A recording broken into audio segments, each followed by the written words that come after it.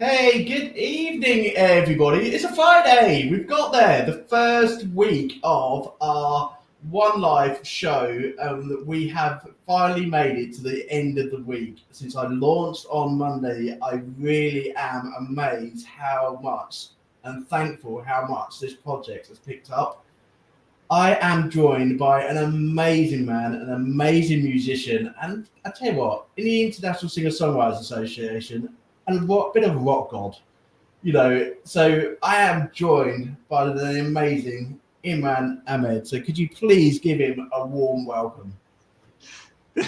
Thank you so much, AJ. Thank you for having me on your show. I'm truly honored and I'm really, You, really happy to be here. Thank you so you are very much. welcome. You are very welcome. So just a couple of bits and bobs before we get started with your interview. I'm just going to talk to those people outside in podcast land. If they're watching, if not, we will send this video out and we'll make them watch it because it's the last podcast of the week. And by the Yeah. end of this video, I'm going to be making everybody watch every single video that's been done this week, and we're going to be emptying out people's pockets. And Because obviously, you're doing a great job.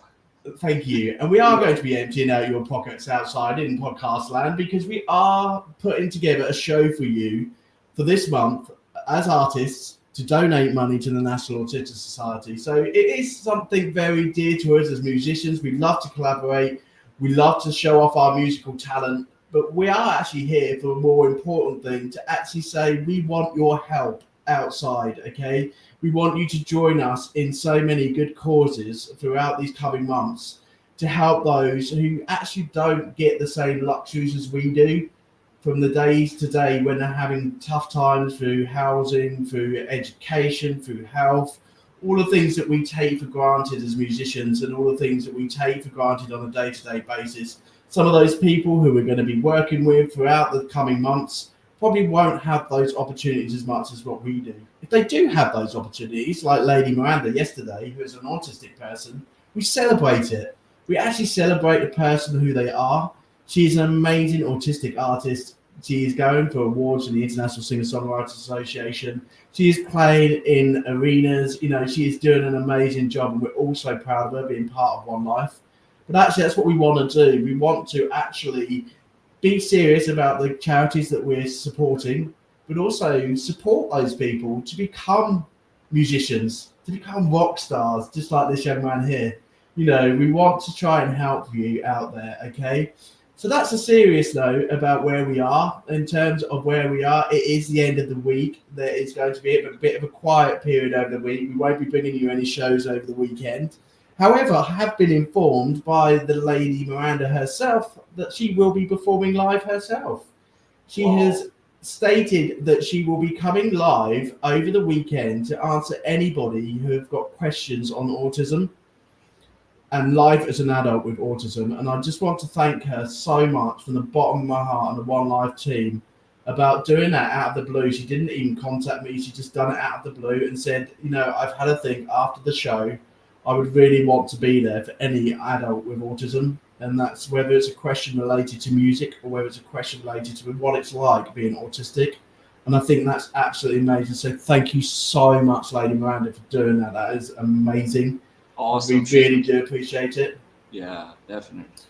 In relation to the other things which is going on, well, I tell you what, next week we have got an amazing lineup. We have got three great artists all the way from the USSA, and they are going to be talking about their music journeys and also talking about their charities that they support. And there's many charities that they support.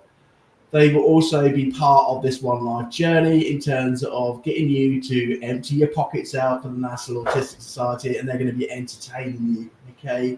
So, Imran, finally, I don't know if you caught it. Basically, we have decided at the One Life journey is that from the end of the month, we are going to put all of the artists into a little spinning wheel, and we're going to spin you round and round and round and round, and we're going to put it over to you as an artist to choose your next charity for next month. So that's the prize for being here with One Life. So I know that everybody's got a particular charity that they like. If your name comes out, then that's your month to do that piece of work for next month. And that's a thank you for us at One Life for appearing in this first month. But also, we're going to give you an extra little special thing. We're going to invite you to do a little benefits charity show. Okay, so if your name's brought out, the stage is yours for the evening. We are going to ask you to come and play a few of your tracks, talk about the reason why you are doing your particular charity for the month, but the stage will be yours. You're going to be the opening act for that month. So that will help all our artists get their music out, but also show everybody else how passionate they are about the charity that they've chosen. So that's basically what's coming up. And just tiny one more thing that I've forgotten, just in case you get bored of us not being online. We have put together a playlist together of all these amazing artists on YouTube.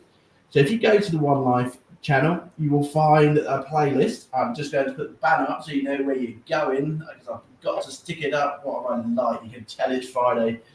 Okay, so basically down below, if you go to YouTube, on our YouTube channel, which you're hopefully watching this evening, you will find our playlist, and all of the artists who have joined us this week have donated 2 or 3 of their songs to go into the playlist. So you don't get bored and you don't get lonely. We're still around until we get back to you next week. That's it, podcast land. Let's get on with the interview. So, Imran, welcome. Thank you so much, AJ. Thank you for having me on this show. You're welcome. I'm so, really Imran, honored to be here. You're very welcome. So, we're going to go nice and slow for you. Right. In relation to questions, okay. Just want to say, Imran, thank you for sending me your autobiography to read in relation to your bio. I feel as though I've been up all night. I've never read such a long bio in the whole of my life. Sorry, man, I kept you up all night. But what an amazing bio. I haven't got time to go through everything. So what I'm going to do is I'm going to go through some snippets of your bio for the audience, and then you're going to fill in the gaps, okay? Right, definitely. So Imran Ahmed is a guitarist, a composer, and a songwriter from Karachi, Pakistan. Yeah, that's my country. Fantastic. Yeah. And you've also formed the band Project X. Yeah. It's got a tremendous amount of airplay from different radio stations throughout the world. Exactly. You have been nominated for many awards, and this is going to make you feel old now, sorry. You've been nominated for many awards since 2016, probably before that. Right. And your pictures show it. I think on Facebook earlier, you put a picture of you when you was younger to where you are now. Right. I don't know if that was deliberate, but actually you haven't changed that much. I was quite That's a compliment for me. I'm old now. So bringing us forward, in 2023, you were awarded an accolade for the best breakthrough artist, but also there's something a bit different to that, and I'm going to come on to that in the show, is that you were stating that actually from someone from Pakistan, you were the first person to be given such a prestigious award within the ISSA, and that is an amazing, talent to yourself as a musician, but also to the ISSA, to recognising globally about the people who come into the music world, whatever your race, religion, your disability, and we are talking about identity very strongly this month because of autistic people. Right. It doesn't matter about your race, religion, identity, disability. It's about your pure given talent. And and I know you mentioned that in your bio, but they saw something in you that they thought, do you know what, this man's a rock god. He's amazing. Let's put him forward for an award. And we will talk about that because actually you've gone on from that award itself to basically getting more involved with the ISSA and becoming a massive, very big part of the ISSA team now, in terms of supporting the director Tammy and having a massive role. We'll talk about your new role and what that means to you.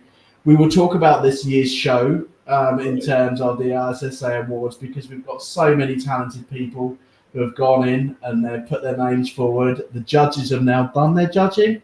Is that right? Yeah, right. That's it. They've done their judging and they are flying over to Atlanta as we speak to go and get their awards themselves. So it's a really, really sort of, amazing time for you as a judge, but for you also to be one of those people who stood on that red carpet last year. Yeah, exactly. So, questions. Here we go, young man. Yeah. Okay. You have had an amazing long career, and like I say, you kept me up all night with your bio. So much so, I don't know where to begin. I think I need you to actually start me from the beginning of where it all began. So Yeah, where it began. that's a good question. Uh, I grew up in Karachi, the city Karachi in Pakistan, and it's a big city, a huge city. And uh, during my teen years, that was like 1987, 88, 89, I was listening to music, but I wasn't really that serious. And unfortunately, back in those days, we never had any internet or anything, any resource where you can look up and see what's going on in the world the way it has been now. So we used to rely mostly on the magazines and on the word to mouth and maybe somewhat television. And rock music in Pakistan wasn't very popular. It wasn't a popular genre in back in the 80s. And one of my friends, when I was in high school, one of my friends, he handed me a tape which had some mixed song. It was a compilation tape. It had some bands from British, bands from US, bands from Germany, but they were all rock bands. I took Can that you, tape. can you remember? Can you name them? Do you remember them? Yeah, like songs by Scorpions, the German band, and then maybe Deep Purple, the great Led Zeppelin, all these British bands, which I'm really inspired by to this day. So I took that. Can I just ask you one quick question? Was Def Leppard on there? No, it wasn't. Oh, But I discovered Def Leppard in 1988, and I freaked out. I bought their album Pyromania, but and amazing. I was like, I went crazy, and then I bought Hysteria after that, and it was like I was Guns N' Roses and I was Oh, Def yeah. Leppard when I was growing up. But in terms of Def Leppard on Facebook, they're actually still touring, and it actually Oh makes me yeah, feel young. that's They are touring this year. exactly. They are legends. I can't believe they Absolutely. are still around. They're still around. They're doing a So carry remarkable job. on with your story. Sorry for interrupting. Okay, right.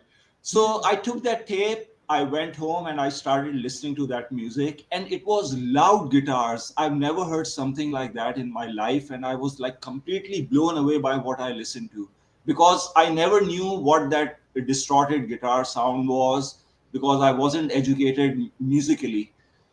So I was trying to figure out what this was all about.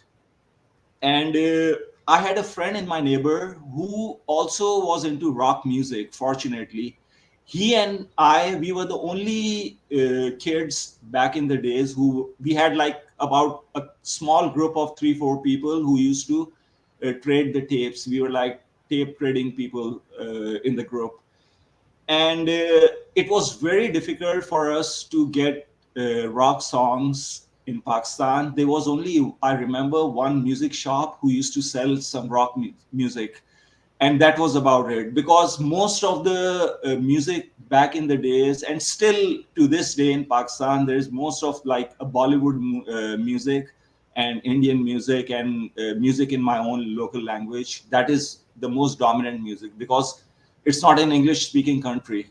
So people listen to the music in their own language. But I got really into this rock music and I really wanted to know what was it's all about, what the music was, what the guitars and everything. So one day my friend and I, we went to a bookshop and I saw some magazines lying in the corner, and they had some guys with very long hair holding the guitars. So I thought they were girls, not guys with long hair, because I had no idea that the rock musicians have long hairs and tattoos and all these things, you know. I'm sure the late great Axl Rose would love that. You know. Yeah, yeah. And I think, let me remember. I don't exactly remember. I think it was AC/DC on the cover with Angus Young holding his SG Gibson. And then I just picked up that magazine and I was like, what is this? I really want to know all about the music and everything. And I bought that magazine. It was a very expensive magazine back then. We were just young kids and we were broke and we had no money and all this.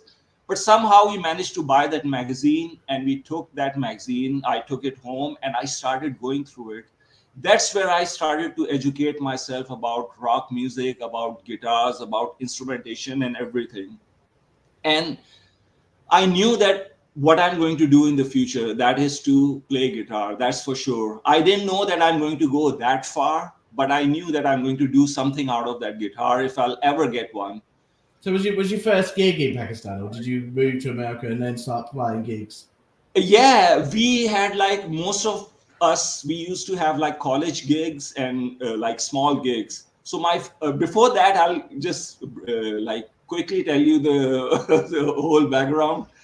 So one of my friends, he had an acoustic guitar hanging on the wall. I asked him if I can borrow his guitar. So he reluctantly gave me that guitar. I took it home and it had only 5 strings on that. I didn't even know that the guitar had 6 strings because I was so naive. I was so like I had no idea.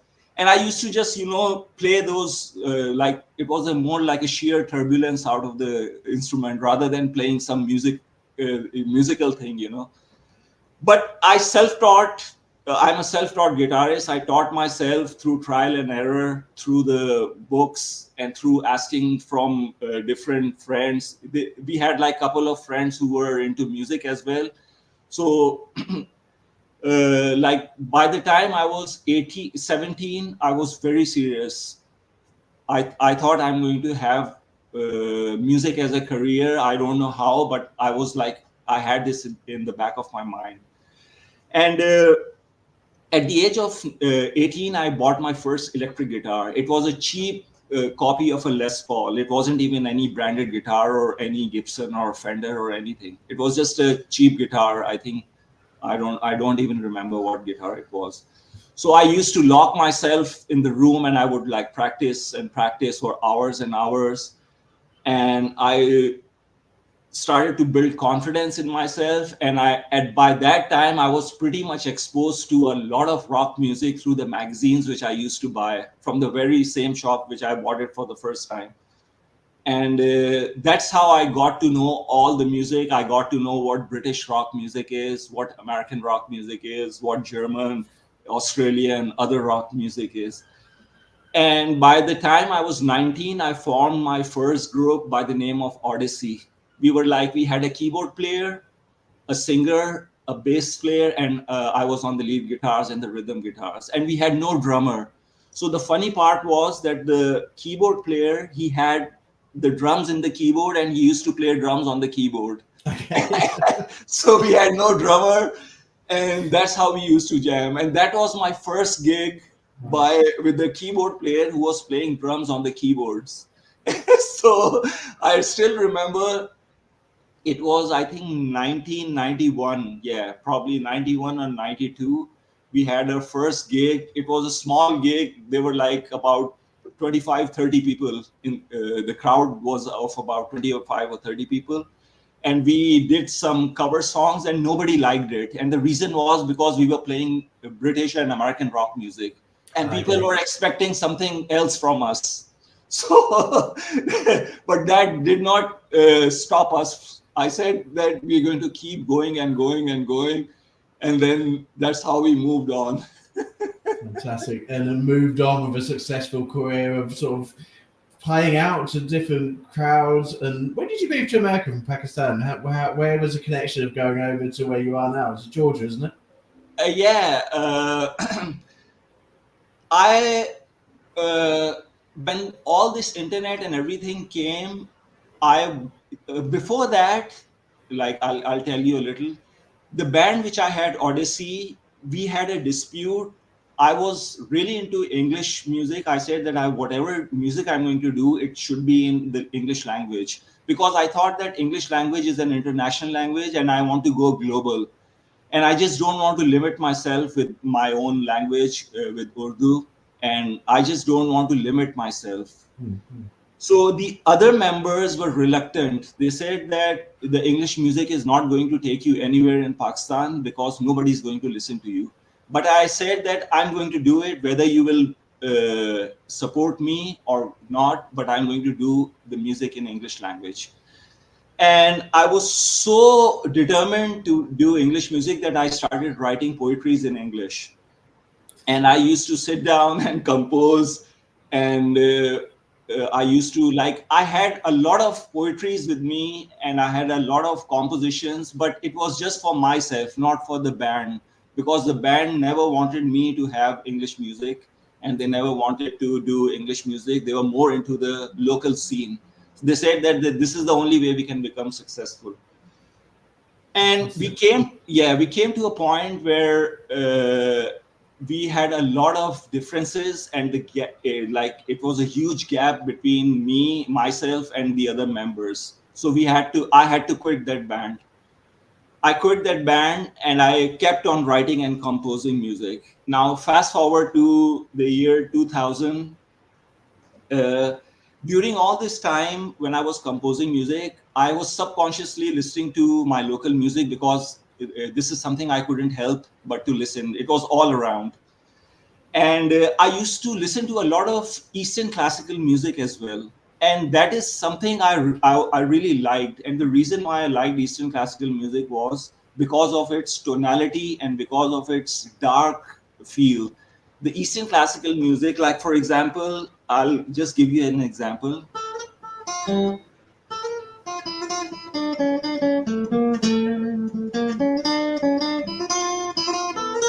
Do you feel the Middle Eastern touch to this?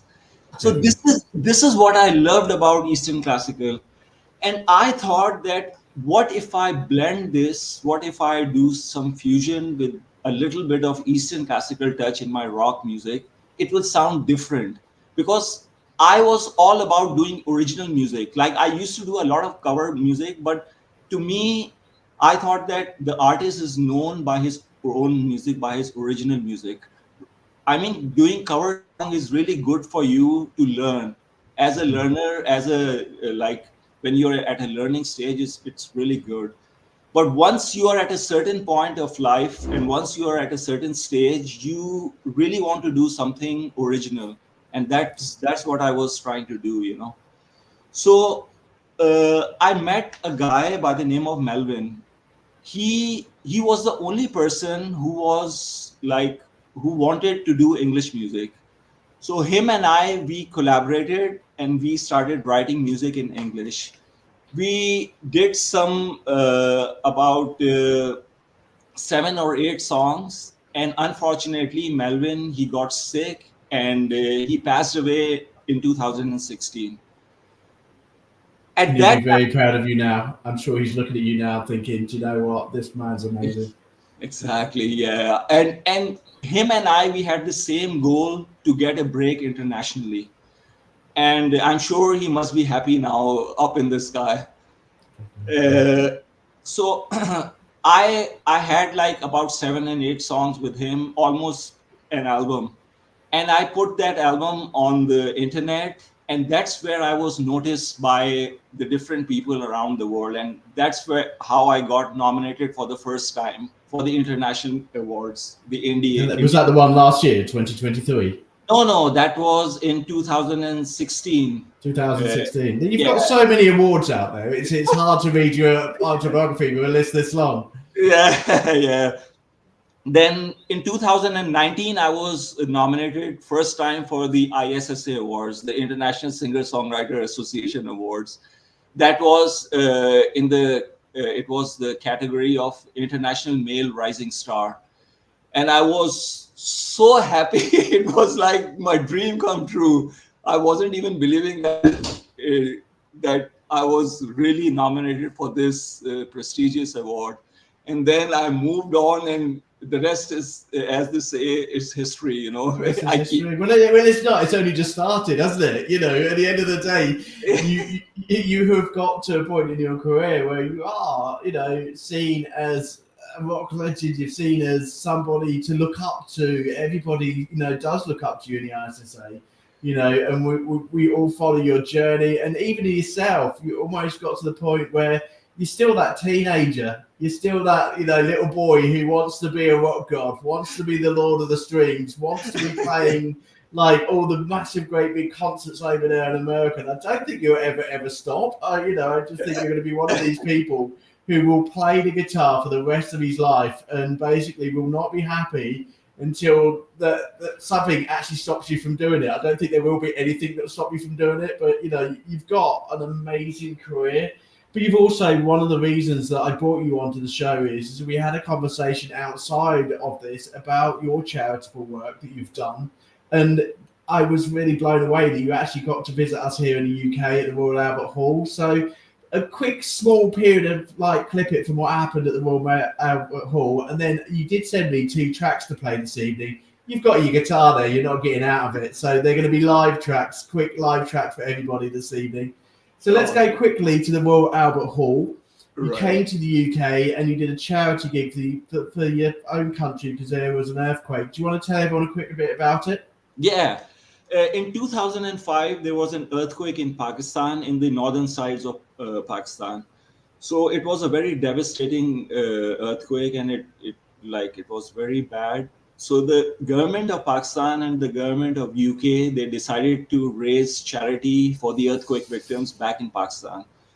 And they wanted artists from both the countries to come to UK and perform at the prestigious Royal Albert Hall. And fortunately, I was one of the persons to perform there. And at that time, I had a band which was totally based on Eastern classical and rock. It was a fusion of Eastern classical and rock. And as I told you earlier, that I was really fascinated by the Eastern classical music. So it was more like an experimental thing for me to do. And we were invited at the Royal Albert Hall. And Royal Albert Hall is one of the places where Led Zeppelin, Pink Floyd, all these great bands have performed. And I consider myself one of the luckiest persons to be, or one of the luckiest people to perform there at Royal Albert Hall in London. And we raised about 50,000 UK pounds in one night for the earthquake victims. And the entire money went to the charity for the victims. Fantastic. Do you know what? Thank you so much for that benefit gig that you've done. And we just spoke about that just before we come on air this evening, how powerful music is in terms of supporting people, collaborating as artists and supporting our local and national charities, which is the reason why we're doing what we're doing here at One Life. So thank you very much. Thanks for a little bit of a sort of background story to how that gig came along. And I hope I should thank the government of UK for providing me this platform. Thank you so much. Fantastic. So I tell you what, we're halfway through the show. Let's give people what they've come here to enjoy. Let's give people your music. So if you'd like to just introduce a piece of music for us and give us some music live, it'd be amazing. It is Friday night. Right. So are you going to play a song, or you want me to do something live? You're not getting away with it. You've got your guitar out. We've been listening to you all day. I think you should give us a little bit of a demonstration of what that guitar can really do. Okay, this is a small piece. It's like a fusion of a classical and rock kind of thing. I'll play this for you. Thank you. Okay.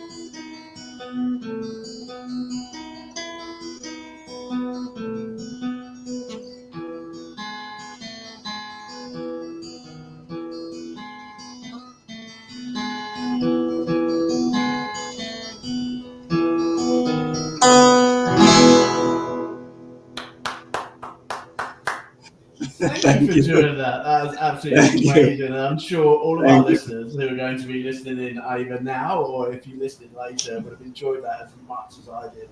Thank you so much. We're going to give you a little bit of a competition. We do normally at this stage, after the first song, we normally have a little competition, but I've got a personal challenge that I'm going to throw your way. Oh.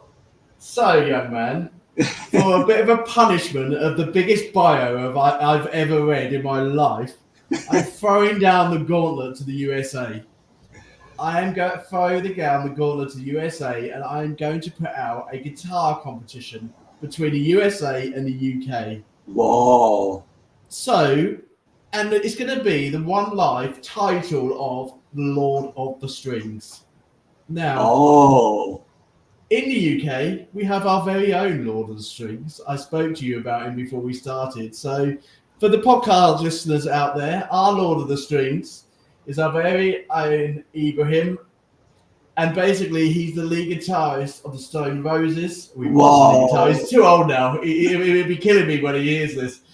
He was the lead guitarist of the Stone Roses and Simply Red and Hot Chocolate.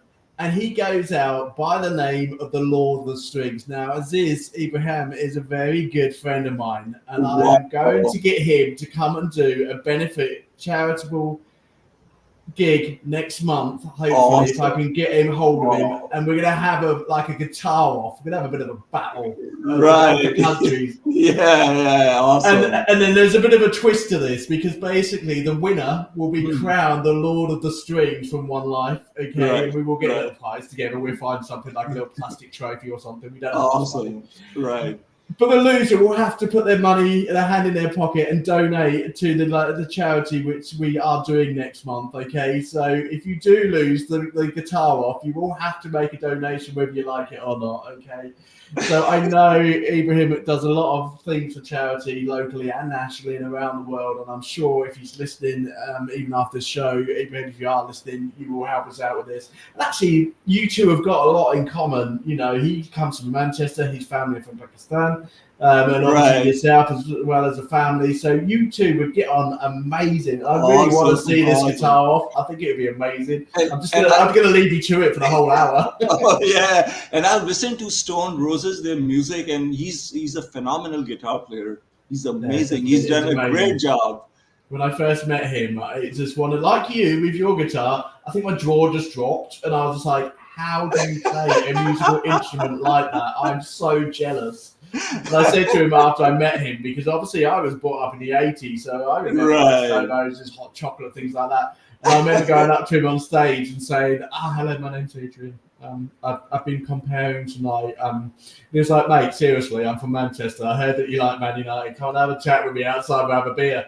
That was it. He became a friend afterwards. He wasn't this rock god all of a sudden. He was just a normal man from Manchester. We spoke about football. We spoke about what was going on in the music industry. Awesome. I was just in awe that I could actually spend some time with such a talented man. It will be an honor to even talk to him. So, are you accepting the challenge? That's the quiz tonight. Are you accepting the challenge? Yes, sir. I accept the challenge. Fantastic! I will set that up, and I am looking forward to setting it up. Anyway, I'm looking forward as well. Fantastic. Anyway, let's go back quickly. As part of the National Autistic Society, many autistic people feel that their identity is very sort of complicated for them, that they can't access the things that they want to access because they are seen as different. They are seen as they won't be able to do the things that, we do as, in their words sometimes, human beings.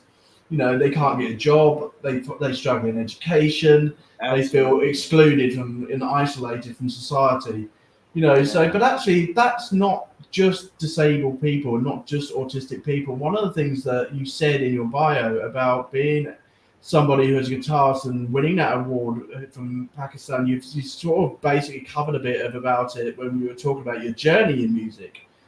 I really want to ask you a question. Do you think that we do enough in the music world to make sure that every single culture, religion, and disability is included in the music world? The best part about music is, AJ, that it unites us, it blends us. So music knows no boundaries. It has so that's one of the best thing about music is no matter if you grew up in Africa, if you grew up in Pakistan, if you grew up in UK, USA, any place, we all speak the same language of music. So that is the beauty of music. And if you go to any concert, you see people from different backgrounds, different walks of life, different religion, different caste, different creed, and they all are having a good time, and they are all united and enjoying music. So that's the power of the music, I believe. That is, Yeah. and I'm so glad you said that. We've got the Danny Awards coming up this year in America. And we've only just learnt about that in the UK over the last few months. We're trying to get that message out. So for those people who don't know the Danny Awards, basically that sort of takes place in New York. They do their award ceremony at Woodstock, and it's a celebration of disabled people who are musicians to be able to play their music to the people around the world. And I think it's as I'm meeting with the directors on Thursday, and I will do what I can to feed that out to everybody. But I was really interested in terms of yourself and your comments and your bio in terms of growing up in Pakistan and actually rock music not being really a genre of music that you was allowed to play or didn't play or didn't hear. It just wasn't known of. And then going into the ISSA Awards in terms of picking up that award and being so proud. And, you know, people must from your hometown in Pakistan and your family must have been so proud of you picking up that award. Absolutely. My mom, my wife, my children, they are so proud of me, of the fact that from where I started and where I'm coming from. So that's really huge for me. I mean, I didn't grow up in the Western world. I grew up in Pakistan. So that's a very different background I grew up on.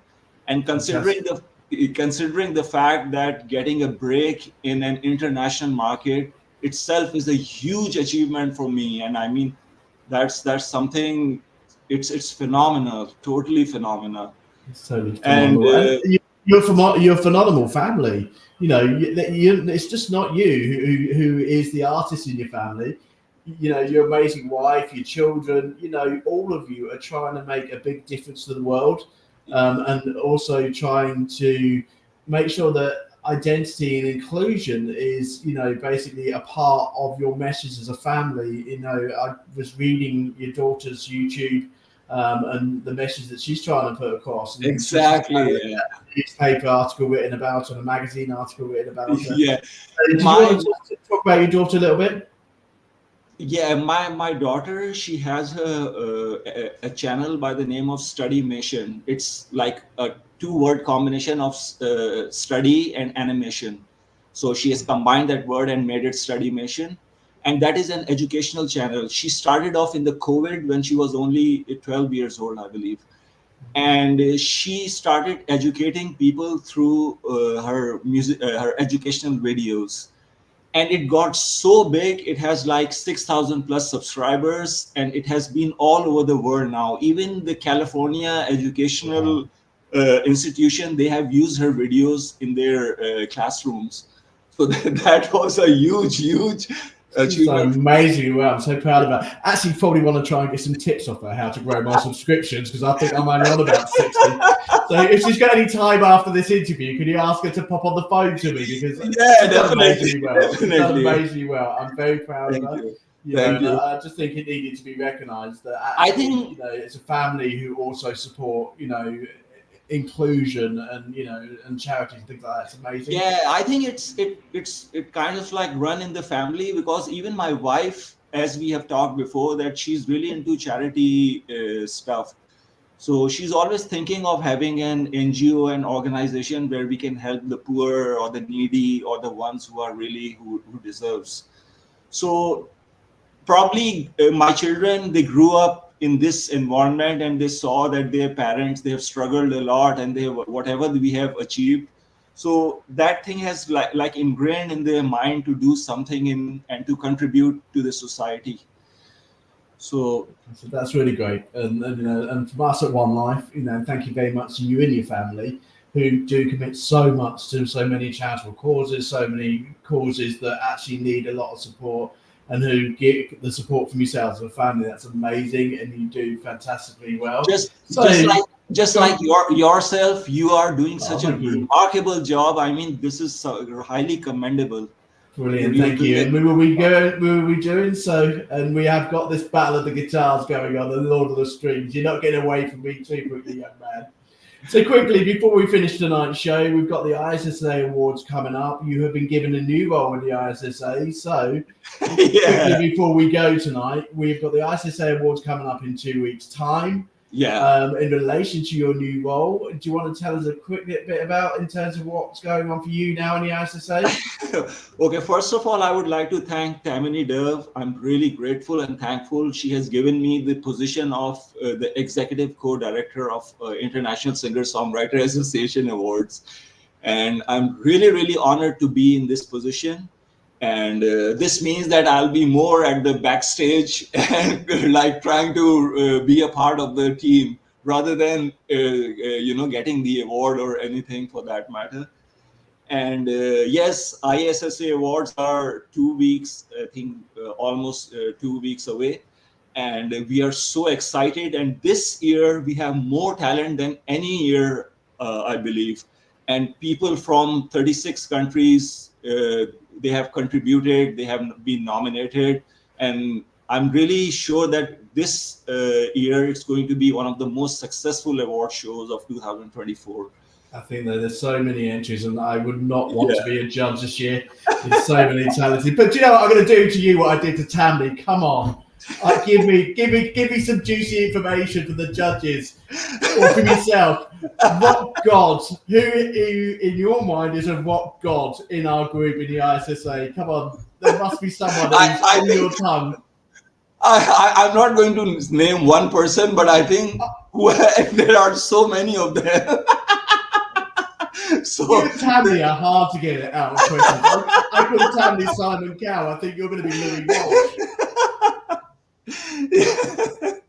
Right. There must be somebody. Come on. No. There are so many. There are so many rock guards and so many awesome people. I mean, I cannot name just one person there.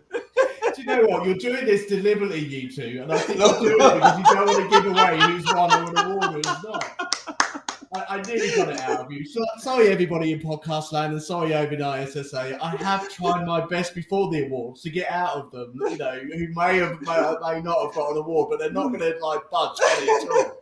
They keep I've learned one thing: zip it. Zip it.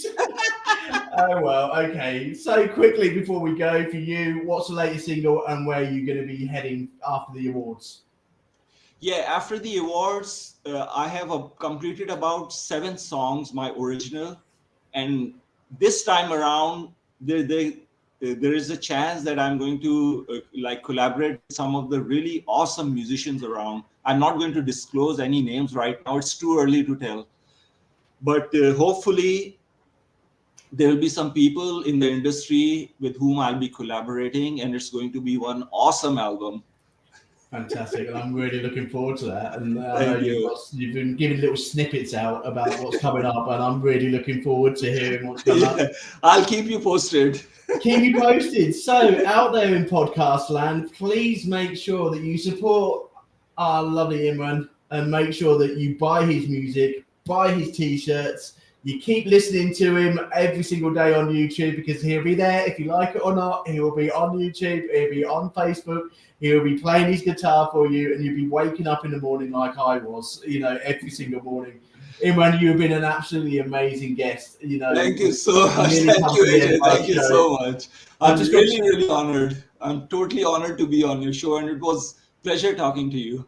Fantastic. I'm not quite letting you go yet. I've got 2 more things to ask of you. So just quickly, in terms of before we end the show this evening, thank you so much to all the artists who have joined us this week. It's been an absolute pleasure here at One Life to entertain you all, to give out this cause back to you. I nearly went away from it, but I come straight back again because something was calling me, saying to me, AJ, One Life needs you. And I think I've made the best decision ever to come back to One Life and make sure that One Life is stronger and better, and we support more causes throughout the coming months. Definitely. In relation to this weekend, please go and listen to the artist's music. It will be put on our playlist daily, so I will be sending it out over the weekend every day, so you can listen to it.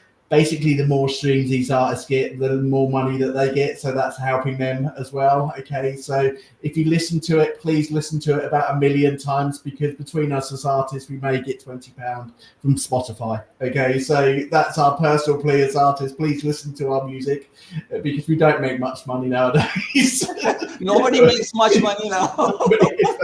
So that's what's going to go on at the weekend. Lady Mary will be on at the weekend to talk about life as an autistic person. There are the videos up on my YouTube page and also my Facebook page about the National Autistic Society. Please have a read of them, have a look at them again, and empty those pockets, okay? So thank you very much. What we're going to do is play this week out with the amazing Imran Ahmed, who we're going to do as one last song to say goodbye to everybody.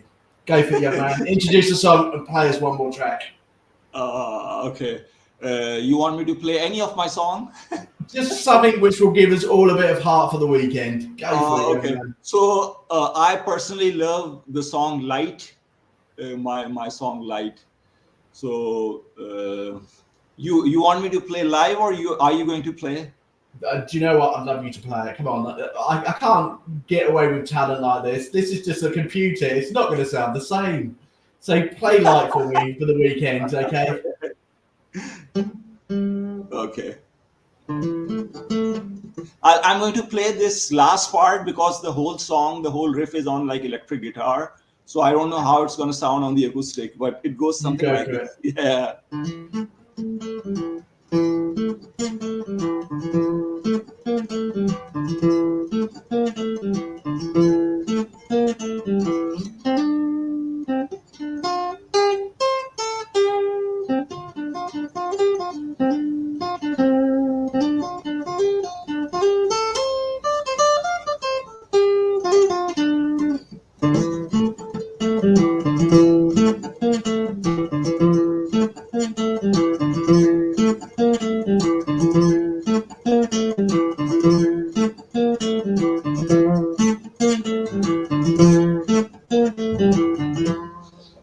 This is the main riff which I played on this on my acoustic, but mainly the whole song is on electric guitar.